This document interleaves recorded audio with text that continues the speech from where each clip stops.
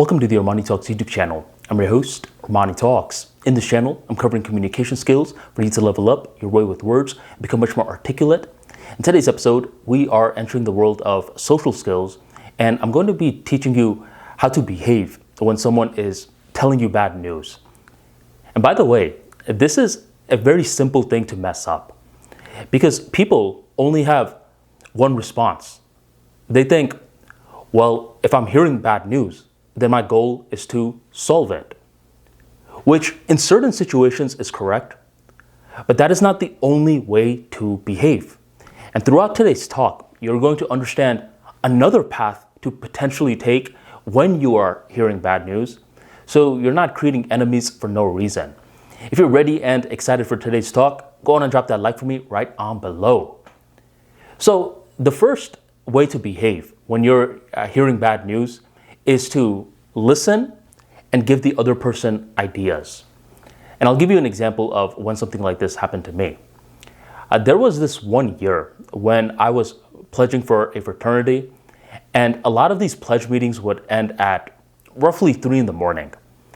By the time that I'm driving back to my dorm, I noticed that most of the parking spots are filled. And I don't want to park all the way in the back and walk 10 minutes to my dorm. It's already late and I'm tired. So I decided to get a little risky with it. I decided that I'm going to get my car and park right in front of the dorm. You're not supposed to do this for long. The max you can do it for is 10 minutes. Let's say you're supposed to go to the grocery shop. You forgot your list. You quickly park in front of the dorm. You go to your dorm, grab your grocery list, come back and leave. That's what you're supposed to do. But I was parking my car in front of the dorm overnight. And this was risky. But the good news was, since it was so late, there was no one monitoring the place at that time. And I could always wake up at 7 in the morning where a lot of the students went to class and then move my car into the parking spot. And that's what I did. For a long time, I wasn't getting any parking tickets. And due to not getting any parking tickets, your boy got a little reckless with it. Rather than moving up at 7 a.m. and moving my car, I slept in. And each time that I slept in until 12 or 1, I started to get those citations. The citation said, pay it off ASAP. And I thought, I could wait. I kept up this behavior for some time. And roughly around the end of the semester, as I'm over here trying to apply for classes for the next semester, I'm met with some error messages. They're not letting me apply for classes. So I go to my college advisor and I ask her, what's up with this? She does a little bit of research and she says, oh my God, Armani, you have $1,000 worth of delinquent payments. Until you pay this off, you can't register for classes. And I thought, $1,000 of delinquent payments? What are you saying? I mean, I had some $25 citations, but that was about it. Maybe I should have read the fine print of those citations. They said that every single day that you are not paying them off, it starts to increase in price. And I guess I collected up a whole bunch of them. They increased in price, and now I had a $1,000 bill that I had to pay. And this was an issue because there was this one class that only opened up one time per year for engineering students. And if I couldn't get that class on time, then my entire college journey would be extended by 1 more year. What was I going to do? I mean, I didn't want to go to my parents because they were already covering my tuition. I couldn't hit up one of my friends because what kind of 20-year-old has $1,000 to give?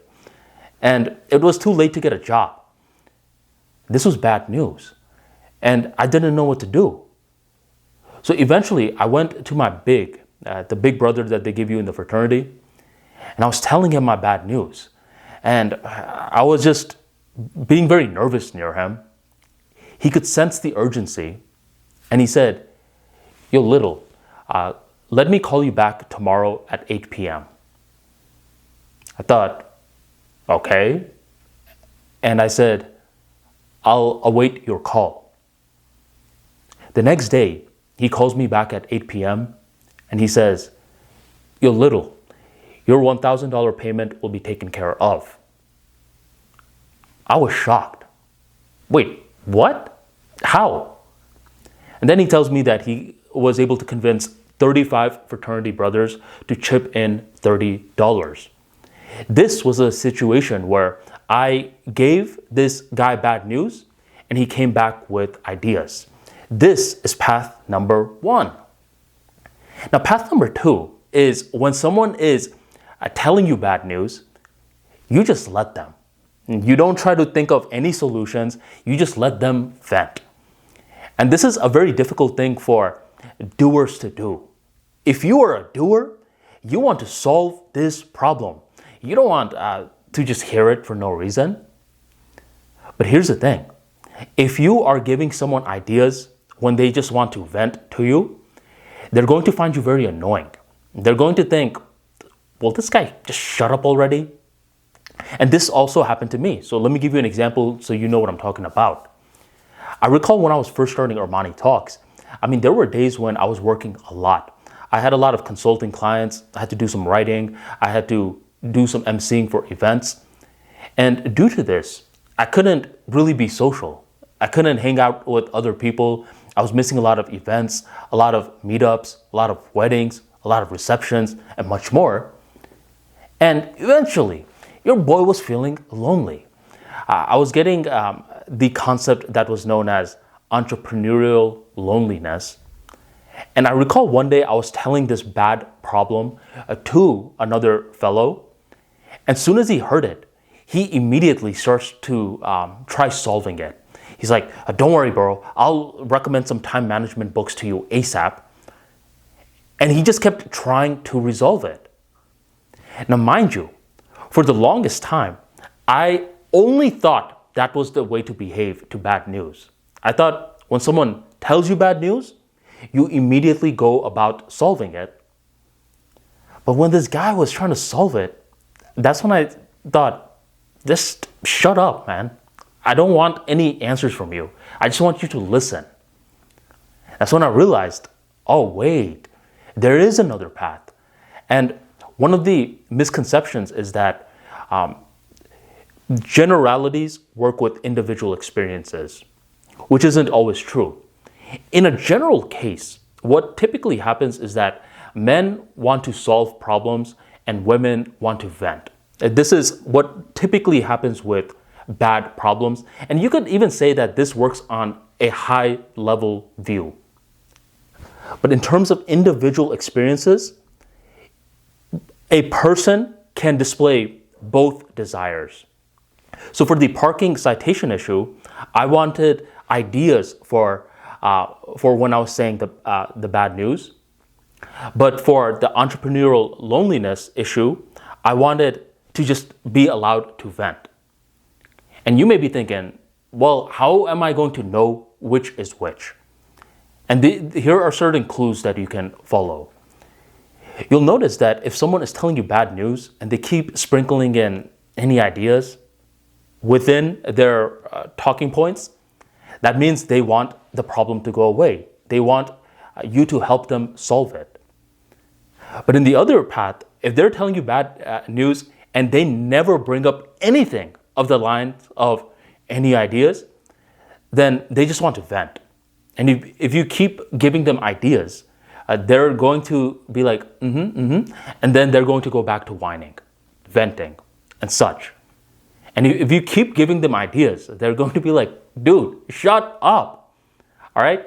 And if you can't even spot these little clues, just ask them. Just say, hey, is this one of those situations where you need a solution, or do you just want to vent? And they will often tell you. So the recap for today's episode is that when hearing bad news from someone, there is not only one response, there are two potential responses. One response is that you give them ideas, and the other response is that you just let them vent. The group that wants ideas and answers will often say, "Any ideas?" While the group that wants to vent will not say anything along the lines of "Any ideas?" Okay?